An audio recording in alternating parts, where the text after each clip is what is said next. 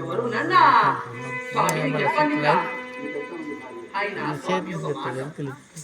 నన్ను పెళ్లి ఆడతాడు కానీ నీ వయసు చూస్తే సగం వయసు అయింది, సగం వయసు ఉన్నది.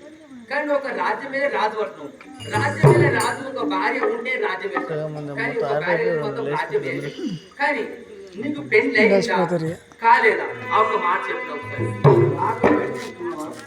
నాకు ఒక్క భార్య కాదు, నాకు 3 మంది భార్యలు ఉన్నారు.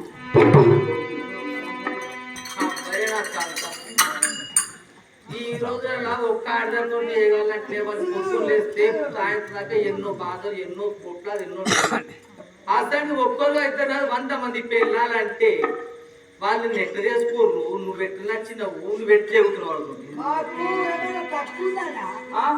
7 కొట్టాడు 3 బర్రెలు, 7 కొట్టాలు 3 బర్రెలు, 3 బర్రెలు 7 కొట్టాల 3 బర్రెలు ఏం తెస్తాయిరా?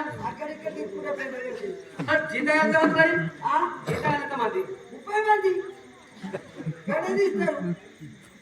స్వామి దేవా, నీకు మాట చెప్పన్నా, నేను చెప్పినట్టు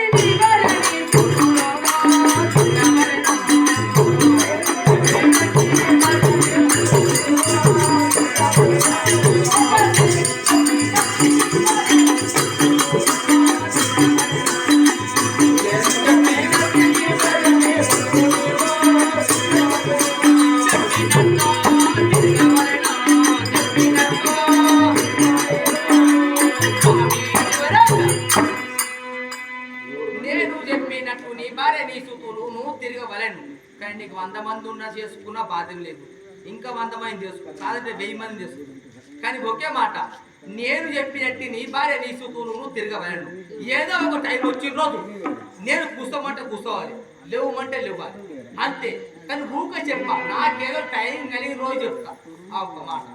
నన్ను అడిగేకి వచ్చాను, నన్ను చూసిన, నేను ఇంటికి రాలే, నిన్నైతే నేను చూడలేదు. చూడలే కానీ నన్ను